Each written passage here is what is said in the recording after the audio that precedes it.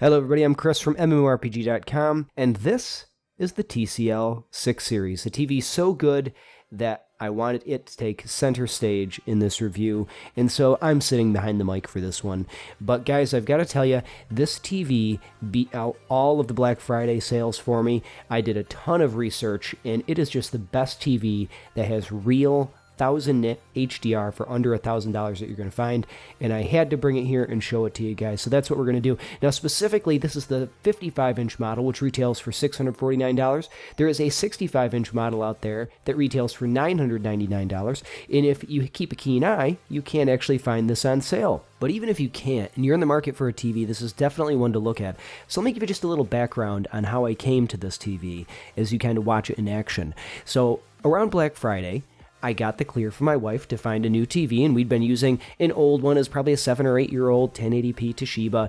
It was time to upgrade. So I started to look at all the Black Friday sales, and I realized all of the sale price TVs, every one of them were TVs that fell underneath the VESA specifications they released. They were already outdated, which is why they were on sale. So I started to do my research. I dug around. I looked at probably 20 TVs until I finally found this one. And guys, the specs on this thing rival TVs that cost way more money.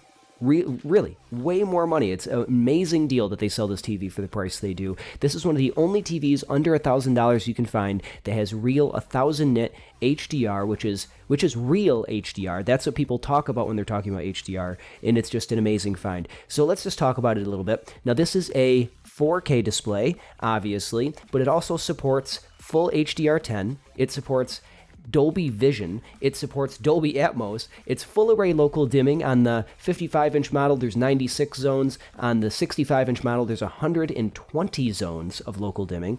It has a dual-core CPU and GPU, which is kind of amazing. We're in an age where TVs have dual-core processors in them. And it also has 802.11 AC Wi-Fi and an Ethernet port because it's also a Roku Smart TV. So this thing has a whole lot going for it right out of the gate.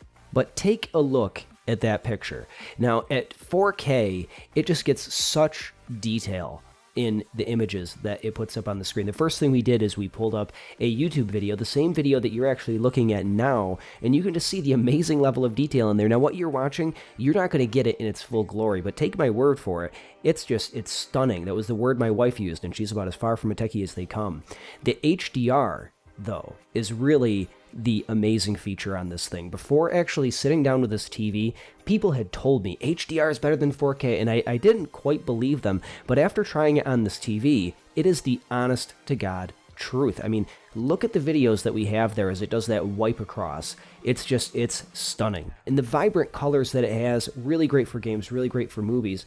And the local dimming, I was very impressed by. Now, local dimming is kind of approximating the OLED effect, where you get those really, really nice blacks, but by turning off those lights behind each zone, they are like pitch black blacks. I've been extremely impressed by that, and just taken as a whole, the picture is just amazing on this thing. But of course, I'm in it for gaming. I'm a gamer, this is a gaming website, so of course we looked at it for gaming, and I came into this with an Xbox One X, feeling like at 1080p, even with that console, like this console generation was beginning to feel a little dated.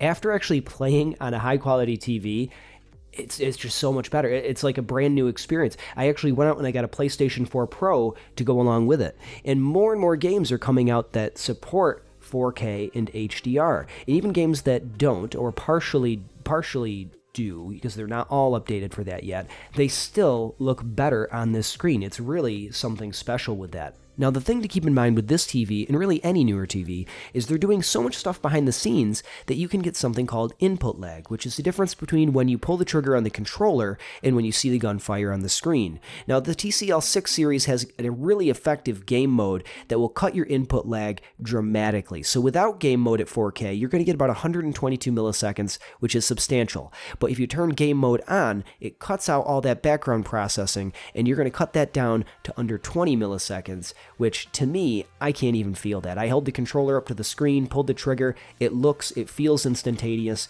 and I play a lot of shooters, and it just performs excellent with game mode on there. Now, I also do a lot of streaming. Like all of you watching this right now, I have a Netflix account, and one of the first things I did is I upgraded that to Netflix Ultra because everything that's Netflix branded on there is going to come in at 4K. So there really is a lot that's on Netflix, but outside of Netflix, the array of things you can watch, like really popular series, is a bit limited right now. Now, one of the cool things is that the TV comes built in with a bunch of 4K sources through its Roku functionality, which I'll get to in just a second.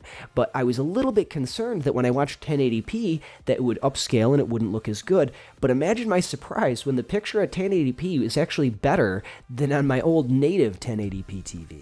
And it really is. That upscale that they have built in there is very good. Now, I do push up the sharpening just a little bit and adjust some of the picture settings through a really easy to access, easy to navigate menu that really just gets everything at your fingertips. Now, the one thing that's kind of strange is they do have action smoothing, which is their motion interpolation on by default. So you get a little bit of that soap opera effect as it's smoothing it out there. I do turn that off. I don't know about you, but I can't stand it. You might love it. And it's there, and for what it is, it works well. But for me, I turn that off, and the picture is really, really very good. Now, given that you're spending under $1,000 on a TV that has all of these awesome features like the Real HDR, like the Dolby Vision, which adjusts your HDR brightness per screen, there are a few sacrifices that you're going to get. One of them is that it has decent viewing angles, but they're not amazing. So as you move away from the center, you do get a little bit of off-axis coloration. There's also a little bit of glare that can come up on the screen, and really to get rid of that, you're paying way, way more money with some other models.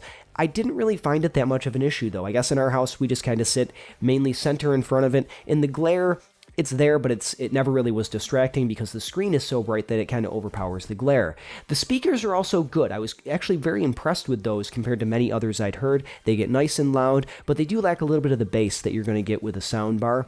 There's also a weird thing that happens sometimes where you put on content for the first time and it will default to a different level of brightness for the HDR. And it can be a little bit jarring when you go from a very bright scene to so-called dark HDR. And it's quick to reset it, but I do wish you would just kind of keep the setting that you stuck with instead of changing it for whatever you're with.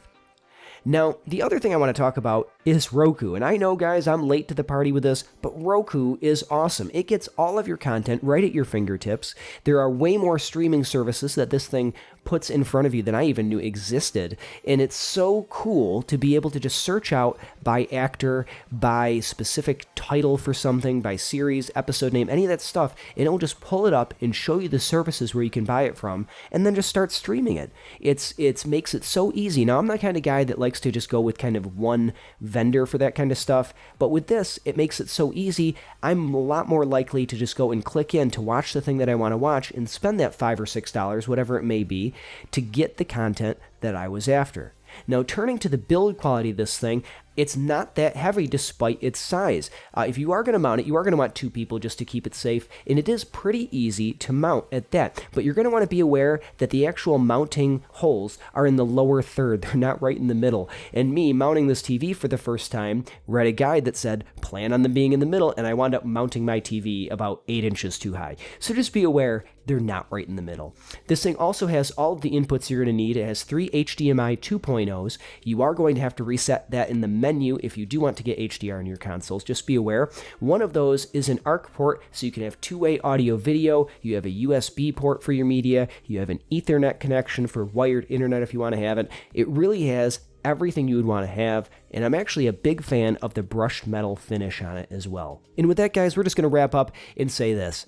I did the research. I looked at all of the sale price TVs. I looked at every TV I could find that had 4K HDR under $1,000, and this was the winner by a pretty significant margin. I read the reviews. I did all of that due diligence that I'm sure you're looking at doing right now, and this was the winner. Now, even if you can't get it on sale, even if you have to pay a little bit more for it, I would still recommend picking this up. That full HDR brightness, those local dimming zones is just amazing, and you're not going to regret spending that money because you're going to be able to put off buying another TV even longer. So with that, guys, we're going to get out of here. Be sure to visit us over at mmorpg.com for a new tech review every day, and visit our sister site over at gamespace.com where we're covering tech and video games on the daily. Be sure to hit that subscribe button, hit the bell for notifications so you can see every time we get a new one, and we thank you for watching.